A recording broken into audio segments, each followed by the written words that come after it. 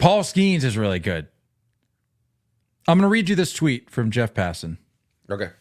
And I want you to give me your immediate reaction, your immediate thoughts. You may have already seen it. In fact, I think I already sent this to you, but I want you to hear it again. Jeff Passan, Paul Skenes, in response to Paul Skenes' outing today. Paul Skenes was sitting at 100 miles an hour in the seventh inning and finished off his day by blowing a 102 mile an hour fastball by Alex Jackson. His numbers through 8 big league starts: 47 in the third innings, 38 hits, 8 walks, 61 strikeouts, 5 home runs, an ERA of 2.15. MLB needs to get him to the All-Star game. Thoughts? I concur.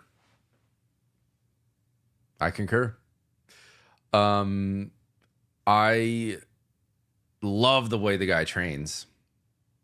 And I don't know if you've seen like the way he warms up and like his routine before a start with like the weighted backpack. The backpack, and like yeah. the torso turns, both from like as a lefty perspective, as a righty perspective, throws the football. Like there's a lot. He does that like weird, like behind the back scap stretch, like weighted ball thing. So I love the fact that like we see velocity, but it doesn't give you that like empty the tank everything I have to get to this velocity. This is like I've got a big body and I'm treating it well and it's coming effortlessly kind of velocity. Like it feels like it can be sustained. It feels like he can keep this going and stay healthy. It seems like he trains well, and that's what really excites me about this. But we need to really, truly understand it's not normal for guys to come into the league like this. This is not normal. Like, I understand that we're used to really good pitching, and we've heard this Paul Skenes name over and over and over, and like, it's not like he's coming in under the radar. We understand what he is, but I don't think we're like truly appreciating what he's doing. I don't think we're like soaking it in that this is not normal. This is crazy good. I think his worst start was probably his first start. I could be wrong there, but like the dude has just been lights out. He fills up the zone. He's truly commanding 4 pitches pretty often. And he keeps the ball in the ballpark and he's willing to challenge anybody. And like, yes, for sure needs to be in the All-Star game. It has to happen.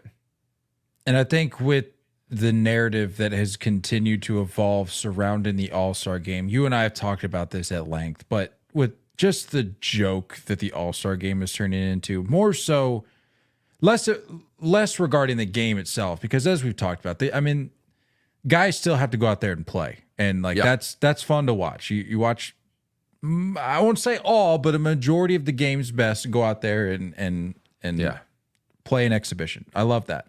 It's more about the names that get in. We've talked about this. We don't need to dive into that again. But like if this is where we're at with the voting process, and I know that I pose that question all the time, but I think the reality of it is that this is just unfortunately where we're at, where it's a popularity contest. And I have people say all the time, it's always been a popularity contest. No, because people actually had sense about them when they were filling out their ballots. And I know this is probably going to date us a little bit, but like even like when we were kids, they were still using like the hanging chad, like the paper punch ballots that you would punch like at the ballpark when you go to watch your team. Right. But because I remember like even after that it was like the Scantron circle. Fill in your circles and all that. Yeah. But ever since the marketing efforts have been overhauled by these teams, where it's just like blind ballot or whatever, straight ballot, your favorite team. We're going to push these guys in even if they don't belong. That has been more of a recent development than people are saying that it's been, because they're making it out to sound like that's been the case for years, like forever. And it's like, no, Yeah. people could actually look at a ballot and go, I think based on the numbers, this guy, and this guy should be in, even though they don't play for my favorite team. That's no longer a thing. It's just popularity contest. Remove names. I wish they would just take names off of it. Yeah.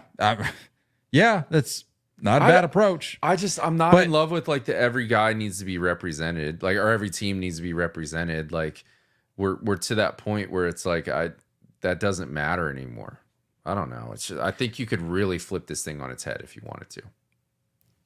So basically what I'm saying with that though is like if this is the reality of the All-Star game, then if you look at a guy like Paul Skenes, who maybe some people might make the argument, well, he's only had 8 starts. Like, can we really put a guy in that only has 8 starts versus some of these other guys who have, a handful more?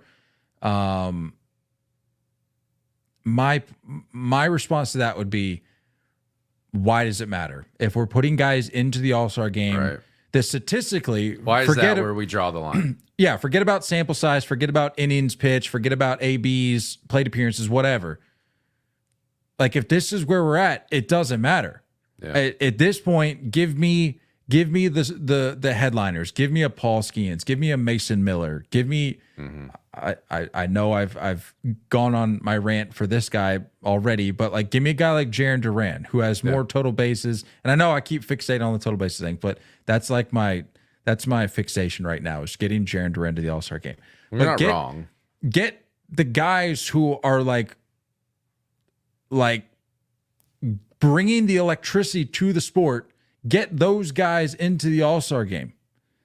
Paul Skenes is one of those guys, regardless of the fact that he's only had 8 stars. Yeah. And what I love is I like Paul Skenes just, it seems, he gives me like I don't care that this is an exhibition game kind of thing. I'm still going to light your ass up.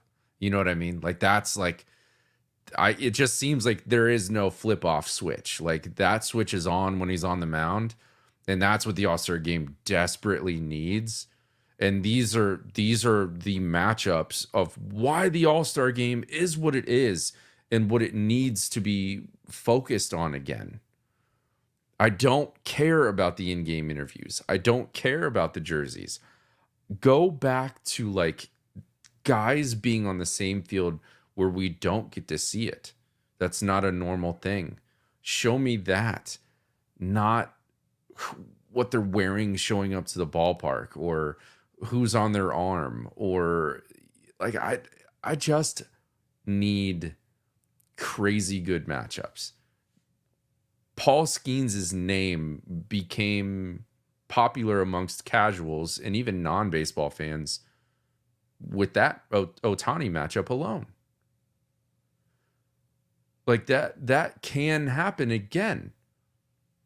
Give him an inning where he's facing Gunnar or Adley or Judge, like guys that you probably won't get an opportunity to face. Like, I'm not saying he's going to start the game. I'm not saying, he's going to get multiple innings. He's probably only going to get 1 inning if he does make it. But like, man, that is literally what the All-Star game is. Lock in on that matchup, that play, that AB, that opportunity. That's what it's about. And it would be a big mistake for him to not be eligible.